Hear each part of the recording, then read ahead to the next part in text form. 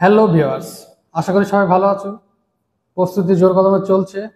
সব পরীক্ষাগুলোর রেজাল্ট বেরোচ্ছে বা বেরোবে। আর যেগুলো ইন্ডিকেটিভ ছিল সেগুলো খুব তাড়াতাড়ি সব ফর্ম ফিল আপ শুরু হয়ে যাবে।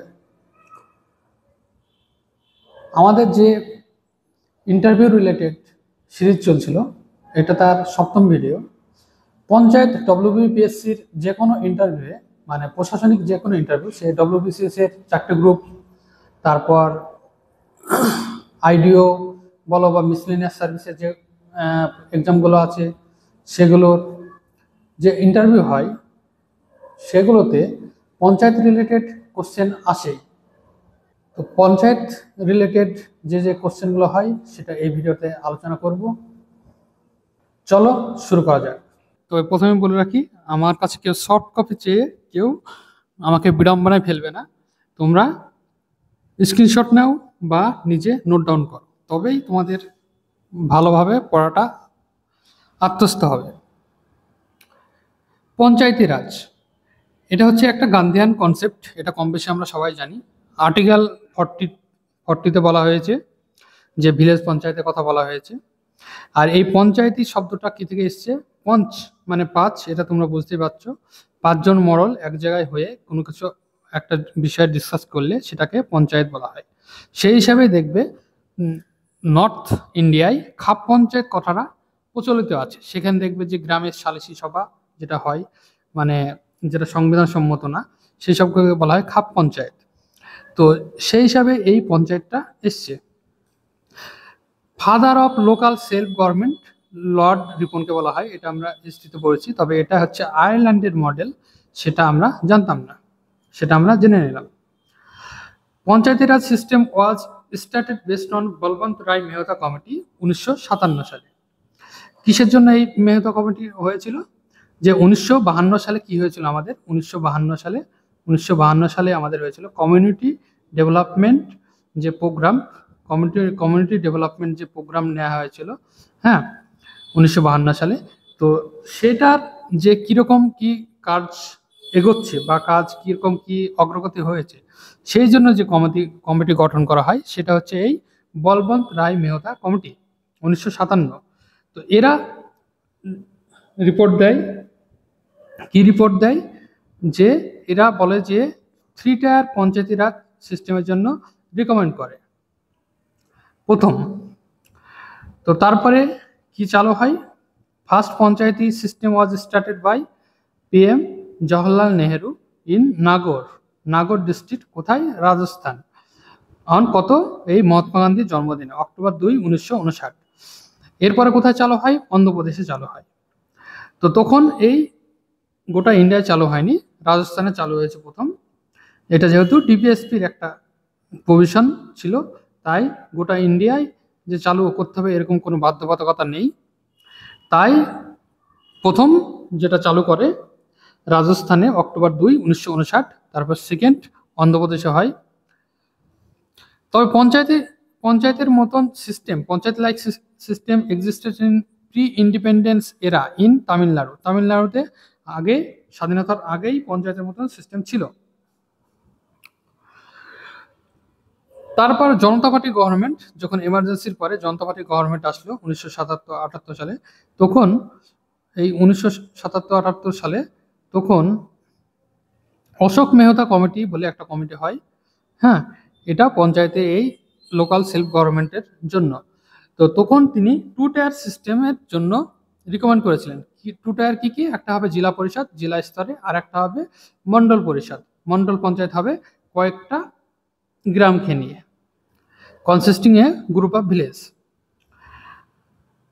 অন্যথায় যেটা 3 টায়ার সিস্টেম যেটা বলেছিল বলবন্ত রায় মেহতা কমিটি, তাদের কি ছিল? জেলা পরিষদ একটা জেলা স্তরে, পঞ্চায়েত সমিতি একটা হচ্ছে ব্লক লেভেলের, আর পঞ্চায়েত যেটা গ্রাউন্ড লেভেলের কয়েকটা গ্রাম নিয়ে। এটা বলবন্ত রায় মেহতা কমিটি 1957 সালে রিকমেন্ড। আমরা আসবো 7 নম্বর, কনস্টিটিউশনাল স্ট্যাটাস। এরপরে আরো অন্যান্য কমিটি হয়, তারা কনস্টিটিউশনাল স্ট্যাটাসের জন্য আস্তে আস্তে বলে। তো সেই অনেকগুলো কমিটির রিকমেন্ডেশনের ফলস্বরূপ 1992 সালে 73rd অ্যামেন্ডমেন্টে 1992 সালে কনস্টিটিউশনাল স্ট্যাটাস দেওয়া হয় পঞ্চায়েতি রাজ সিস্টেমকে। আর এটা 24শে এপ্রিল 1993 এটা 24শে এপ্রিল 1993 এটা কার্যকরী হয়। তাই ওই ডেটটাকে পরে পালন করার জন্য পঞ্চায়েতি রাজ ডে হিসেবে পালন করা হয় 24শে এপ্রিলকে 2010 সাল থেকে। এই অ্যামেন্ডমেন্টের ফলে কি কি অ্যাড হয়, এটা পার্ট 9 অ্যাড করে, তারপর শিডিউল 11th অ্যাড হয়। আর এটাতে কটা আইটেম আছে, 29টা আইটেম আছে। আর আর্টিকেল, কোন আর্টিকেলে বলা হচ্ছে, এটা আর্টিকেল 243 থেকে 243 ও 243 থেকে 243 ও পর্যন্ত যে আর্টিকেল, সেটা এই পঞ্চায়েতি রাজ সিস্টেমের কথা বলা হচ্ছে। এর ভিতরে যে ইম্পর্টেন্ট আর্টিকেল 2-3টে আমরা যদি বলি, 243 ক্যাপিটাল এ যেটা, সেটা গ্রাম সভার কথা বলা হচ্ছে। 243D সেটাতে রিজার্ভেশন সিস্টেমের কথা বলা হচ্ছে। 243K সেটাতে ইলেকশন টু দি পঞ্চায়েতের কথা বলা হচ্ছে।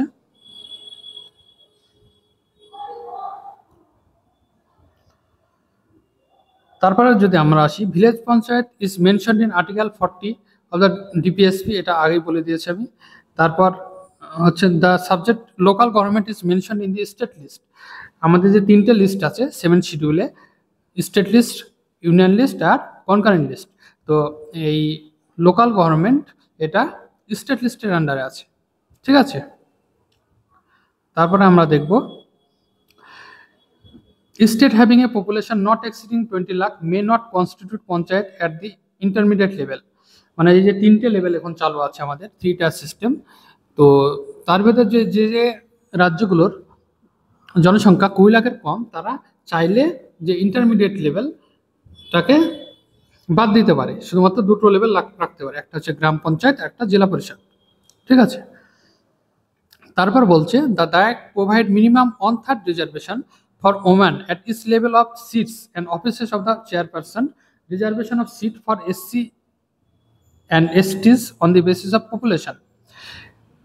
এই 1992 সালে অ্যাক্টে বলা হয়েছে 1/3 পপুলেশন রিজার্ভ থাকবে SC এবং STর জন্য, এবং তার সঙ্গে সঙ্গে যে চেয়ারপারসন যেগুলো হবে সেগুলোরও 1/3% রিজার্ভ থাকবে। হ্যাঁ, তারপর 15 নম্বর যদি আমরা দেখো, ডিউরেশন তো 5 বছর। হ্যাঁ, এবার কোনো কারণে যদি হয়ে যায়, সাপ্রেশন হয়ে যায়, তাহলে 6 মাসের মধ্যে আবার নির্বাচন করতে হবে। একজন ক্যান্ডিডেটের মিনিমাম এজ 21 ইয়ার্স। 21 ইয়ার্স হলে সে পঞ্চায়েত ভোটে দাঁড়াতে পারবে। নির্দল প্রার্থী হলে 6 মাসের মধ্যে কোনো স্বীকৃত রাজনৈতিক দলে যোগ দিতে পারবেন। 6 মাসে যে কেউ ধরো নির্দল হিসাবে দাঁড়ালো, সে 6 মাসের মধ্যে কোনো স্বীকৃত রাজনৈতিক দলে যোগ দিতে পারবে। তারপর 18 নম্বর যদি দেখো, election conducted by state election commission.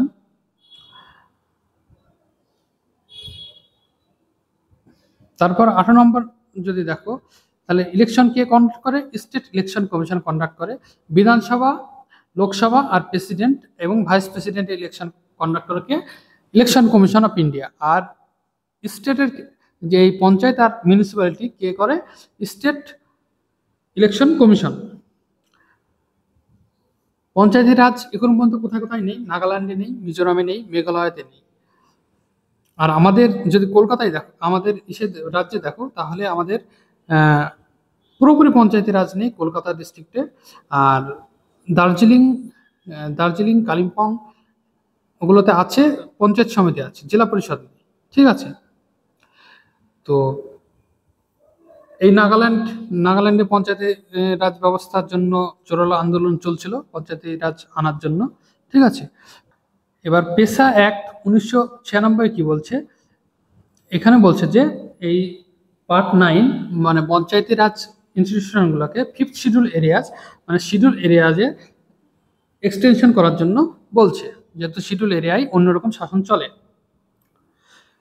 তারপর ফান্ড কোথায় কোথায় থেকে আসে, পঞ্চায়েতি যে সিস্টেম, পঞ্চায়েতি রাজ, রাজ কথাটা তো বুঝতে পারছো কিসের জন্য ব্যবহার হচ্ছে। তো ফান্ড, ফান্ড কোথায় কোথায় থেকে আসে? ফান্ডটা দেখো, fund of panchayat Raj institution mainly came from grant from the central government according to recommendation of central finance commission. Central finance commission 280 number article অনুযায়ী যে রিকমেন্ডেশন করে, সেই রিকমেন্ডেশন অনুযায়ী পঞ্চায়েত, প্রত্যেকটা স্টেটের পঞ্চায়েত একটা ভাগ পায়। তাছাড়াও স্টেট ফিনান্স কমিশন, প্রত্যেকটা রাজ্যে যে স্টেট ফিনান্স কমিশন হয় আর্টিকেল 243 অনুযায়ী, তো সেই আর্টিকেল 243 অনুযায়ী সেই স্টেট ফিনান্স কমিশন থেকেও গ্রান্টরা পায়। তার সঙ্গে সঙ্গে যে লোন, বিভিন্ন এডিবির লোন নেয় রাজ্য সরকার, দেখবে অনেক সময় এডিবির লোন বা বিশ্ব ব্যাংকের লোন, হ্যাঁ, তো সেখান থেকে কোনো একটা উন্নয়নমূলক কাজ গোটা স্টেটে চালানোর জন্য তখন এই লোনটা নেওয়া হয়। গ্রাম পঞ্চায়েতের নিজস্ব আয় কি কি? দেখো, গ্রাম পঞ্চায়েতের নিজস্ব আয় হচ্ছে বাধ্যতামূলকভাবে বসানো কর, মাসুল যেটা হয়, হ্যাঁ, স্বেচ্ছাধীন ক্ষেত্রে বসানো কর, মাসুল, সরকার কর্তৃক হস্তান্তরিত বিষয়, সরকার কর্তৃক হস্তান্তরিত বিষয়। আগে এই যে কেন্দ্রীয় ও রাজ্য অর্থ কমিশনের টাকা 3টি স্তরে বরাদ্দ হতো। চতুর্দশ মানে 14th ফিনান্স কমিশনের পরে এই টাকাটা শুধুমাত্র গ্রাম পঞ্চায়েতে বরাদ্দ হচ্ছে। রাজ্য সরকারের গ্রাম পঞ্চায়েত সশক্তিকরণের প্রকল্পের মাধ্যমে বিশ্বব্যাংক থেকে উৎসাহজনিত অর্থ বা ইনসেন্টিভ গ্রান্ট আসে। ওই যে বললাম লোন তো পাই, তার সঙ্গে সঙ্গে ইনসেন্টিভ গ্রান্টও অনেক সময় পাই, মানে গোটা একটা কমিউনিটির ডেভেলপমেন্টের জন্য। পঞ্চায়েত সংস্থার আয় কি কি? এখানে অভ্যন্তরীণ আয় কি কি দেখো, ট্যাক্স, একটা রেট, হ্যাঁ, ট্যাক্স রেট, একটা ফি, যেমন এক্সাম্পল হচ্ছে licence fee for mobile tower, toll, toll tax আদায় করতে পারে পঞ্চায়েত, জরিমানা করলো কোনো কিছুর জন্য, জরিমানাটা হয়। তারপর লগ্নি ও লাভজনক উদ্যোগ থেকে আয়, পঞ্চায়েতের কোনো নিজস্ব যদি জমি থেকে থাকে সেখানে কোনো লগ্নি বা লাভজনক কিছু উদ্যোগ করলো। তারপর বাধ্যতামূলকভাবে বসানো কর, মাসুল, এটা মাসুল হবে, বাধ্যতামূলকভাবে বসানো কর বা মাসুল, এগুলো হচ্ছে অভ্যন্তরীণ আয়। বাহ্যিক আয় কি? রাজ্য, কেন্দ্র সরকার, জেলা পরিষদ ও পঞ্চায়েত, মানে ওই যে যেগুলো বলা হয়েছে রাজ্য কেন্দ্র সরকারের যে 14th ফিনান্স কমিশনের মাধ্যমে যে বরাদ্দ হয়। তারপর জেলা পরিষদ ও পঞ্চায়েত সমিতি কর্তৃক দণ্ড, অনুদান বা ন্যস্ত অর্থ। জেলা পরিষদ ও পঞ্চায়েত সমিতি তাদের যে বাজেট পেশ করে সেই বাজেটে তারা পঞ্চায়েতের জন্য একটা অ্যামাউন্ট রাখে, তো সেখান থেকে যেগুলো পায়। তারপরে সরকার আরোপিত করের আয় থেকে, সরকারের যে বিভিন্ন কর, ভূমি কর যেমন হয়, বাড়িতে দেখবে কর দিতে হয়, সেই বাড়ির করটা তো পঞ্চায়েতেই আদায় হয়। তারপর স্থানান্তরিত রাজস্ব, এক জায়গা থেকে অন্য জায়গায় কোনো কিছু নিয়ে যাওয়ার জন্য কিছু যে ট্যাক্স দেয় সেটা আদায় করতে পারে। তারপরে সরকারি আর্থিক সাহায্য, তারপর হচ্ছে সরকারি আর্থিক সাহায্য, সরকার তো আর্থিক সাহায্য করে, তোমাদের বললামই।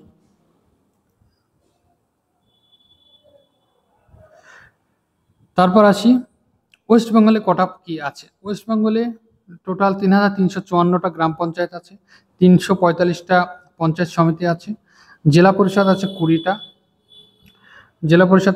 কোথায় কোথায় নেই? একটা হচ্ছে দার্জিলিং, একটা কালিম্পং, আর একটা হচ্ছে কলকাতা, এই 3 জায়গায় জেলা পরিষদ নেই। 1988 সালে দার্জিলিং জেলার মহকুমাগুলিতে দার্জিলিং হিল কাউন্সিল হয়, জেলা পরিষদ অবলুপ্ত হয়। 1988 সালে দার্জিলিং হিল কাউন্সিল হয়েছিল, তো সেটার জন্য এই জেলা পরিষদটা অবলুপ্ত আছে। তারপরে হচ্ছে তার পরিবর্তে শিলিগুড়ি মহকুমার একটা মহকুমা পরিষদ গঠিত হয়, যা একটি স্বতন্ত্র জেলা পরিষদের ক্ষমতা ও মর্যাদা ভোগ করে। একই রকম ক্ষমতা ভোগ করে কিন্তু এটার নাম অন্য, এটাই বলছে। তারপর গ্রাম পঞ্চায়েত, তারপরে কোশ্চেনে আসো, গ্রাম পঞ্চায়েত, পঞ্চায়েত সমিতি, জেলা পরিষদ, এইগুলোতে কোনটাতে কটা সিট হবে একটা জেলায়, তো সেটা কে ঠিক করে? এটার একটা প্রেসক্রাইব অথরিটি আছে। The prescribe authority is responsible for determining the number of constituency. এখানে যে প্রেসক্রাইব অথরিটি কথা বলা হচ্ছে, এই প্রেসক্রাইব অথরিটিকে district magistrate DM is a prescribe authority for the purpose of respect to gram panchayat এবং পঞ্চায়েত সমিতি। গ্রাম পঞ্চায়েত এবং পঞ্চায়েত সমিতির জন্য ডিস্ট্রিক্ট ম্যাজিস্ট্রেট হচ্ছে প্রেসক্রাইব অথরিটি। কটা গ্রাম পঞ্চায়েত থাকবে, কটা পঞ্চায়েত সমিতি থাকবে। আর state election commissioner is the prescribe authority for zila পরিষদ। স্টেট ইলেকশন কমিশনার তিনি জেলা পরিষদ কটা হবে সেটা ঠিক করেন।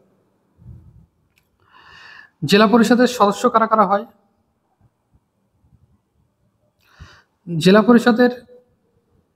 পরিষদের সদস্য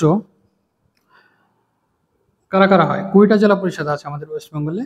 সদস্য হয় জেলার অন্তর্গত পঞ্চায়েত সমিতির সভাপতি হয় সদস্য। জেলার অন্তর্গত যে পঞ্চায়েত সমিতিগুলো থাকে তাদের যে সভাপতি, ধরে নাও মুর্শিদাবাদের 26টা পঞ্চায়েত সমিতি, সেই 26টা পঞ্চায়েত সমিতির সভাপতিরা জেলা পরিষদে অটোমেটিকলি সদস্য হয়ে যায়। তারপরে ব্লকের অনধিক 3জন সদস্য, যেমন মুর্শিদাবাদে হচ্ছে 78টা জেলা পরিষদ আসন, মানে 26 × 3 78, ঠিক আছে। তো ব্লকের অনধিক 3জন সদস্য, 3জনের বেশি হবে না, 3জনের কম হতে পারে কিন্তু বেশি হবে না, তাহলে 3জনই করে একটা ব্লকে হয় জেলা পরিষদের সদস্য। মন্ত্রী নন এমন লোকসভা ও বিধানসভার সদস্য। ধরো মুর্শিদাবাদে 26টা ব্লক আছে, ঠিক আছে। তো 26টা ব্লকের সেখানে বিধানসভা কেন্দ্র যটা আছে 22টা বিধানসভা কেন্দ্র, সেই 22টা বিধানসভা কেন্দ্রের যে এমএলএ গুলো আছে সবাই জেলা পরিষদের সদস্য হবে। শুধুমাত্র যে একজন আমাদের আছে আখরুজ্জামান, তিনি বাদে বাকি 21 জনই এই জেলা পরিষদের সদস্য হয়ে যাবে। 21 জন প্লাস হচ্ছে লোকসভা যে 3জন এমপি আছে, তারা তাকে মন্ত্রী নাই, ওই 3জন। তারপরে মন্ত্রী নন এমন রাজ্যসভার সদস্য। ধরে নাও অধীর চৌধুরী এখন কোনো কিছুরই সদস্য নাই, তো অধীর চৌধুরী রাজ্যসভার সদস্য হয়ে গেল, তাহলে অধীর চৌধুরী এই জেলা পরিষদের সদস্য হয়ে যাবে। তো এবার এই মিটিং চালানোর জন্য পার্লামেন্টে বা বিধানসভায় যেটা আছে 1/10 মেম্বার লাগে। তো এখানে কত লাগে? এখানে 1/4 অফ জেলা পরিষদ মেম্বার, 1/4 অফ জেলা পরিষদ মেম্বার একটা কোয়ারাম লাগে।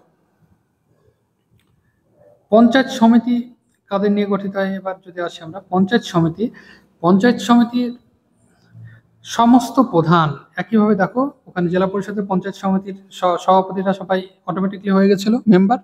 একইভাবে পঞ্চায়েত সমিতিতে all the pradhans of the village panchayat within the block আর the ex officio member of the panchayat samiti. মানে ধরে নাও তোমার ব্লকে 10টা বা 12টা পঞ্চায়েত আছে, সেই 10টা বা 12টা প্রধান তারা অটোমেটিকলি পঞ্চায়েত সমিতির মেম্বার হয়ে যাবে। তারপর ওই একইভাবে all the elected Lok Sabha and state legislative assembly elected from the block and member of the Rajya Sabha residing in the block automatically become the member of panchayat সমিতি। However, no minister either of the central government or the state government can become a member of the panchayat সমিতি।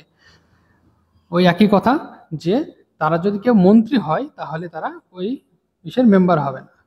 বাকি যে তোমার যে একটা block আছে সেই ব্লকের যে লোকসভা এমপি এবং যে এমএলএ তারা অটোমেটিকলি এর মেম্বার হবে। তার সঙ্গে সঙ্গে রাজ্যসভার এমপি যদি থাকে তোমার ওখানে বসবাসকারী, তাহলে সেও অটোমেটিকলি মেম্বার হবে।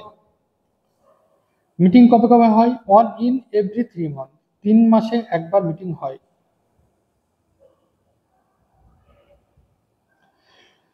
এবার আসি যে who decide the reservation of seat for schedule caste, schedule tribe and woman in the gram panchayat, panchayat samiti and zila parishad. Schedule caste, schedule tribe আর ওম্যান এবং গ্রাম পঞ্চায়েত, পঞ্চায়েত সমিতি ও জেলা পরিষদে কোথায় কটা সিট হবে তো সেটা কে ঠিক করে? এখানে বলছে যে the prescribe authority decide reservation for seat. এখানে প্রেসক্রাইব অথরিটিকে district magistrate, DM is the prescribe authority for gram panchayat এবং পঞ্চায়েত সমিতি। আর একইভাবে state election commissioner is the prescribe authority for zila parishad. ঠিক আছে। এবার তারপরে যদি আসে who has the right to elected as a member of the panchayat election আর মিউনিসিপ্যাল ইলেকশন, এটা তো বলাই হয়েছে। A citizen of India who has attend the age of 21 years who is registered as a voter of a particular. এটা অনেক সময় কোশ্চেনে ধরে যে তুমি সব কিছু বলে দিলে যে আছে সিটিজেন হবে, তারপরে 21 বছর বয়স হবে, কিন্তু এটা বললে না তাহলেই বাতিল। যেটা নিয়ে এখন সব থেকে বেশি বিতর্ক চলছে সার হচ্ছে, ঠিক আছে। Registered as a voter of a particular local body. ওই লোকাল বডির বা আশেপাশের লোকাল বডির সে একজন মেম্বার হতে হবে, পার্টিকুলার লোকাল বডি মানে ওই লোকাল বডির মেম্বার হতে হবে। এরপর যদি তোমরা দেখো, এবার একটা গ্রাম পঞ্চায়েতে কিরকম হয়, একটা গ্রাম পঞ্চায়েতের সদস্য নির্বাচিত সদস্য থাকে, পদাধিকার বলে সদস্য হয়। ওই একইভাবে মোট সদস্য সংখ্যা 5 থেকে 30-এর মধ্যে ভ্যারি হয়। কারা, যদি কোনো ব্যক্তি পঞ্চায়েত সমিতিতে নির্বাচিত হন, উনি নিজের গ্রাম পঞ্চায়েতেরও সদস্য থাকবেন, পদাধিকার বলে প্রাপ্ত সদস্য।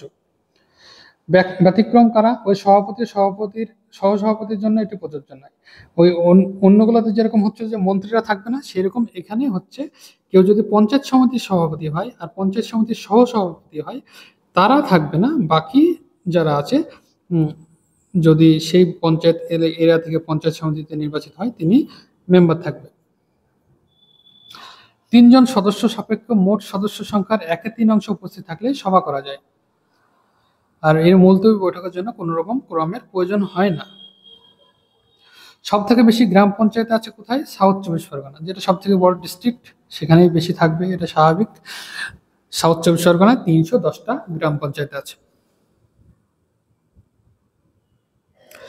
এবার আমরা আসি যে অ্যাক্টগুলো কি কি ছিল, কোন অ্যাক্টের ভিত্তিতে কাজ হয়। তো সেই অ্যাক্টের জানার আগে দ্য বেঙ্গল ভিলেজ চৌকিদারি অ্যাক্ট ছিল একটা, 1870 সালে, কলোনিয়াল এরাই। এটাতে কি ছিল, যে চৌকিদার মানে ভিলেজ ওয়াচম্যান যারা, তাদের কথা এখানে বলা হচ্ছে। তাদের যে নিয়োগ করতো, সেটার যে দেখভালের জন্য যে চৌকিদার নিয়োগ হতো, তো সেই তাদের যে মাইনেটা সেটা এই চৌকিদারি ট্যাক্স আদায় করে সেখান থেকে আসতো। ঠিক আছে, তারপরে যেটা আছে the Bengal village self government act 1919, এটাও ব্রিটিশদের আমলে আনা 1919 সালে একটা অ্যাক্ট, যেখানে ডিসেন্ট্রালাইজ লোকাল গভর্নমেন্টসের কথা বলা হচ্ছে এবং village level bodies for self rule that aim to decentralize local governments by establishing village level bodies for self rule. তারপরে স্বাধীনতার পরে আমাদের ওয়েস্ট বেঙ্গলের প্রথম যে ইলেকশনটা হয় পঞ্চায়েতি রাজের, সেটা 1978 সালে হয়। 1978 সালে কোন অ্যাক্টের ভিত্তিতে, according to West Bengal Panchayati act 1973, West Bengal Panchayati act 1973। এরপরেও একটা অ্যাক্ট হয়েছে, সেই অ্যাক্টের ভিত্তিতে আমাদের এখন বর্তমানে যে ইলেকশন হচ্ছে সেটা এই ওয়েস্ট বেঙ্গল পঞ্চায়েতি অ্যাক্ট 1973 এবং ওয়েস্ট বেঙ্গল পঞ্চায়েতি ইলেকশন অ্যাক্ট 2003 কিছু আরও কিছু প্রভিশন অ্যাড করা হয়েছে। তো এই দুটো মিলে আমাদের এখন পঞ্চায়েত ইলেকশন হয়। আর 2023 সালে লাস্ট যে ইলেকশনটা হয়েছে সেটা ছিল 10ম panchayat election. B R. Ambedkar institute of panchayat and rural development, এটা কল্যাণীতে অবস্থিত। হ্যাঁ, এবার যে কোশ্চেনগুলো সব থেকে বেশি আমাদের সম্মুখীন হতে হয় সেই কোশ্চেনগুলো নিয়ে আলোচনা করব। এখানে বলছে initiative of non confidence motion against সভাপতি, কর্মাধ্যক্ষ, members of standing committee can be raised after 30 month, মানে 2.5 বছর। এই জন্য দেখবে পঞ্চায়েতের মানে দুটো গোষ্ঠীর মধ্যে দ্বন্দ্ব হয়ে গেলেও কিন্তু পঞ্চায়েত সমিতিকে এই তাদের এগেনস্টে নো কনফিডেন্স মোশনটা সহজেই আনা যায় না, সেটা 2.5 বছর পরে আনতে হয়, 2.5 বছর মিনিমাম, তারপরে আনতে হয়। যে স্থায়ী সমিতি থাকে তার সঙ্গে সঙ্গে সভাপতি, কর্মাধ্যক্ষ, এদের বিরুদ্ধে যদি আনা হয়, দেখবে 2.5 বছরের পরে দেখবে সব ওই দলবদলগুলো এই 2.5 বছর 3 বছর পরে হয় সাধারণত, দেখতে পাবে।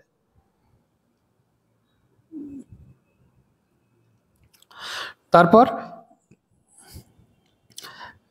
বর্তমানে 10টা স্ট্যান্ডিং কমিটি আছে, কোথায় কোথায়, পঞ্চায়েত সমিতি এবং জেলা পরিষদে। পঞ্চায়েত সমিতি এবং জেলা পরিষদে সেগুলোর নামই একই, সেগুলো পরে আসছি কি কি আছে।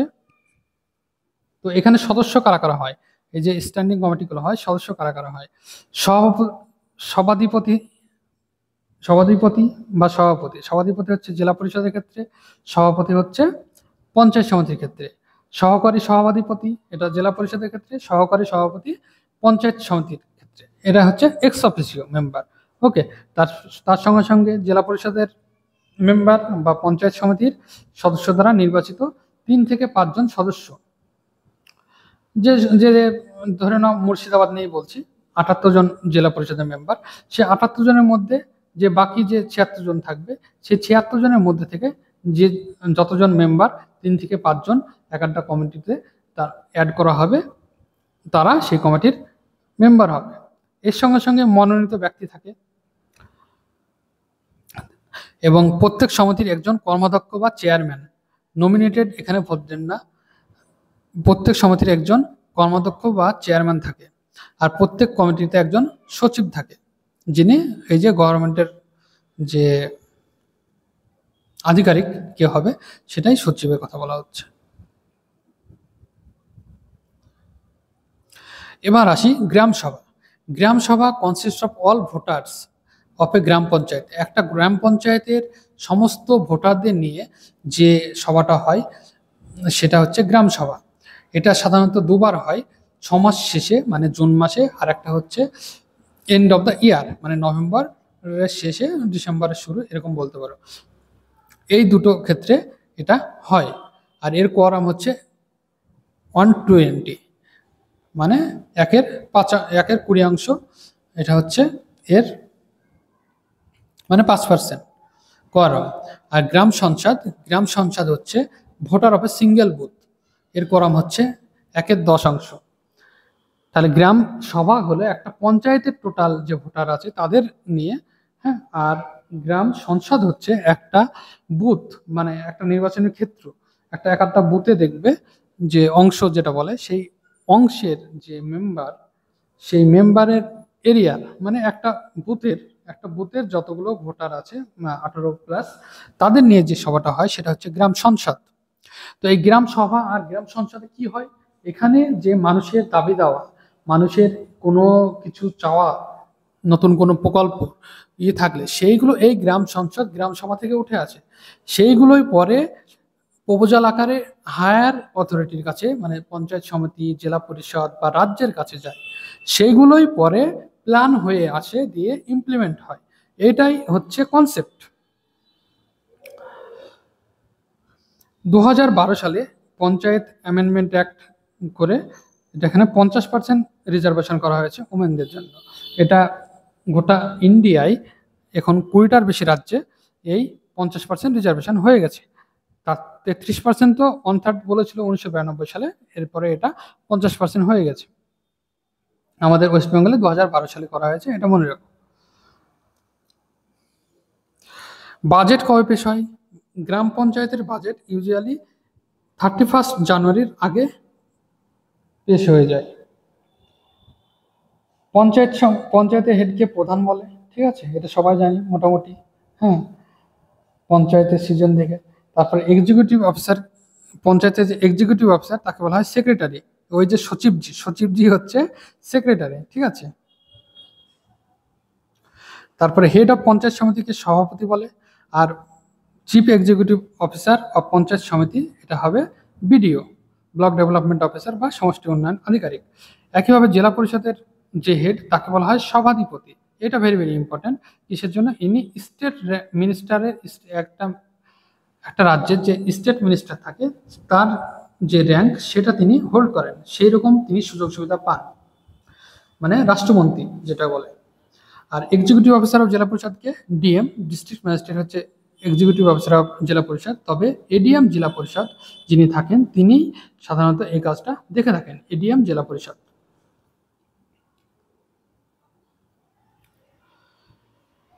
পাঁচটা উপসমিতি আছে আমাদের, 5টা উপসমিতি আছে গ্রাম পঞ্চায়েতের। এটা according to section 32A of West Bengal panchayat amendment act 2003, যেটা পরে অ্যামেন্ডমেন্ট হয়েছে, হ্যাঁ। তো এটার ভিত্তিতে 5টা উপসমিতি আছে আমাদের পঞ্চায়েত। কি কি? অর্থ পরিকল্পনা, কৃষি ও প্রাণ সম্পদ বিকাশ, শিক্ষা ও জনস্বাস্থ্য, নারী ও শিশু উন্নয়ন, শিল্প ও পরিকাঠামো। এগুলোর মধ্যে অর্থ পরিকল্পনা যেটা মেন, সেটার এক্স অফিসিও সঞ্চালক হলেন প্রধান। এখানে সঞ্চালক হচ্ছে প্রত্যেকটা উপসমিতিতে একজন সঞ্চালক দ্বারা নেতৃত্ব দেয়। তো এই অর্থ পরিকল্পনার ইনি হবেন প্রধান, হবেন এর সঞ্চালক। এটা ফিক্সড এক্স অফিসিও, হ্যাঁ, মানে পদাধিকার বলে। এক্স অফিসিও মানে হচ্ছে পদাধিকার বলে। আর তারপরে এগুলো গ্রাম পঞ্চায়েতের প্রথম মিটিংয়ের পর 3 মাসের মধ্যে গঠন করতে হবে। প্রথম যেদিন গ্রাম পঞ্চায়েতে ইলেকশন রেজাল্ট ডিক্লেয়ার হয়ে যাবে, তারপরে বোর্ড গঠন হয়ে যাবে, তারপরে প্রথম মিটিং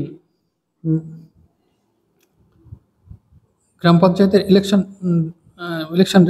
গ্রাম পঞ্চায়েতের ইলেকশন রেজাল্ট ডিক্লেয়ার হয়ে যাবে, তারপরে যে প্রথম মিটিং হবে তার 3 মাসের মধ্যে এই বোর্ডগুলো গঠন করতে হবে, এই স্থায়ী সমিতিগুলো ও উপসমিতিগুলো গঠন করতে হবে। ঠিক আছে, এই 5টা উপসমিতি এগুলো ধরে, যে 5টা উপসমিতির নাম বলো। তো এটা যা ধরে তার থেকে বেশি যেটা ধরে সেটা হচ্ছে এই 10টা স্থায়ী সমিতি। পঞ্চায়েত সমিতির আর জেলা পরিষদে যে 10টা স্থায়ী সমিতি আছে সেগুলো কি কি মুখস্থ বলতে বলে। সেগুলো কি কি? অর্থ সংস্থা উন্নয়ন ও পরিকল্পনা স্থায়ী সমিতি, জনস্বাস্থ্য ও পরিবেশ স্থায়ী সমিতি, পূর্ত কার্য ও পরিবহন স্থায়ী সমিতি, কৃষি সেচ ও সমবায় স্থায়ী সমিতি, তারপর শিক্ষা সংস্কৃতি তত্ত্ব ও ক্রীড়া স্থায়ী সমিতি, শিশু ও নারী উন্নয়ন জনকল্যাণ ও ত্রাণ স্থায়ী সমিতি, বন ও ভূমি সংস্কার স্থায়ী সমিতি, মৎস্য প্রাণী সম্পদ বিকাশ স্থায়ী সমিতি, খাদ্য সরবরাহ স্থায়ী সমিতি, বিদ্যুৎ ও অচেরাচরিত শক্তি স্থায়ী সমিতি। প্রত্যেকটা স্থায়ী সমিতিতে একজন অধ্যক্ষ দ্বারা নেতৃত্ব দেয়। এই একইভাবে এই অর্থ সংস্থা উন্নয়ন ও পরিকল্পনা যে স্থায়ী সমিতি, তার যে প্রধান অধ্যক্ষ, এক্স অফিসিও অধ্যক্ষ, তিনি হচ্ছেন এই যে পঞ্চায়েত সমিতির যে সভাপতি হয়, সভাপতি এর এক্স অফিসিও যে অধ্যক্ষ সেটা হয়।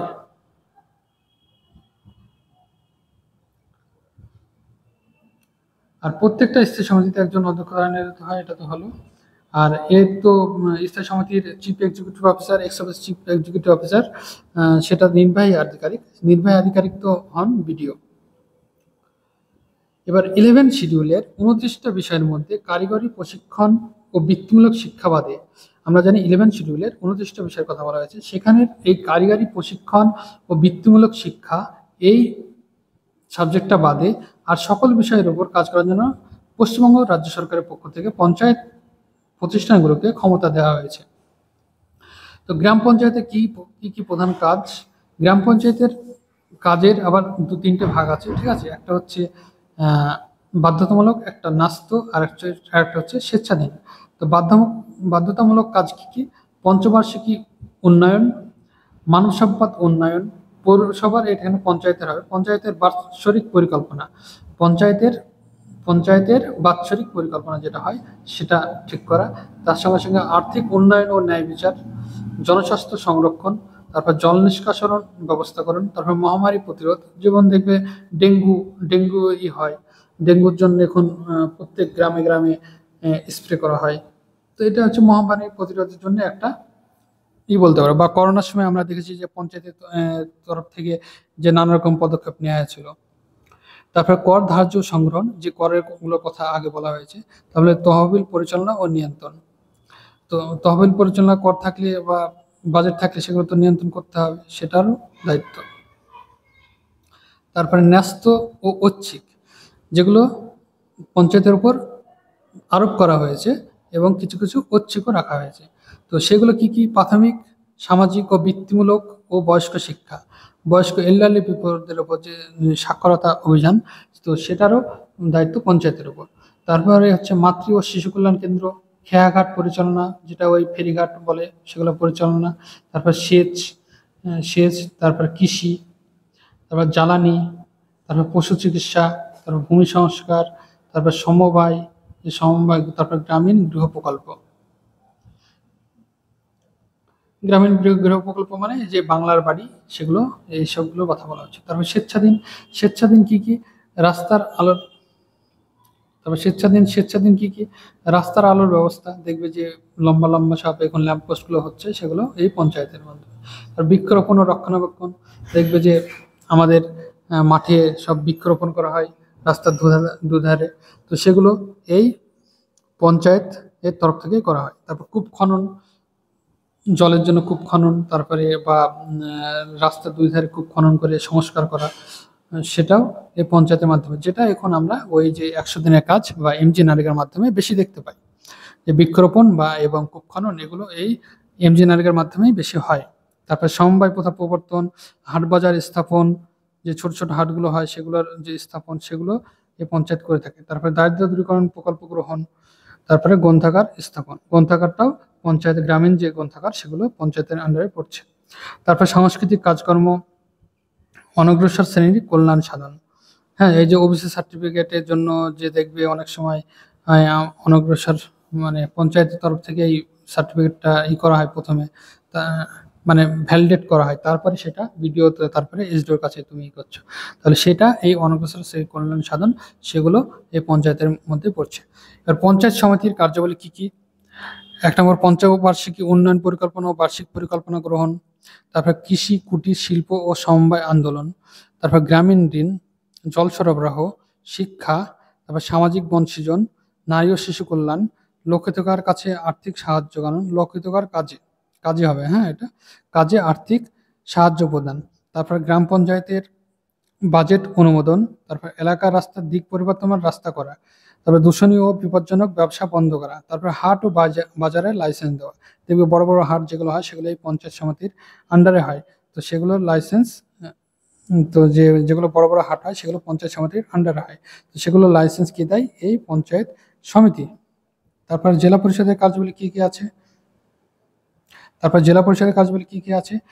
১ নম্বর হচ্ছে জেলার জন্য একটি পঞ্চবার্ষিকী পরিকল্পনা গ্রহণ, ২ নম্বর পঞ্চায়েত সমিতির বাজেট অনুমোদন, ৩ নম্বর জল সরবরাহ সেচ, ৪ নম্বর জনস্বাস্থ্য হাসপাতাল, ৫ নম্বর সমাজ কল্যাণ শিক্ষা, ৬ নম্বর কৃষি পশুপালন, ৭ নম্বর শিল্প সমবায় আন্দোলন, ৮ নম্বর গ্রামীণ ঋণ ব্যবস্থা, ৯ নম্বর হাট বাজার রক্ষণাবেক্ষণ, ১০ নম্বর প্রকৌশলগত শিক্ষা প্রসারে বৃত্তি প্রদান। তো এইগুলো ছিল জেলা পরিষদের কাজ। তো পঞ্চায়েত রিলেটেড যে কোশ্চেনগুলো হয় সেগুলো তোমাদের সঙ্গে আলোচনা করলাম, আশা করি তোমরা উপকৃত হয়েছো।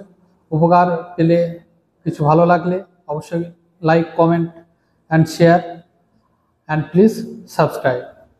পরের ভিডিও খুব তাড়াতাড়ি আসবে। Thank you.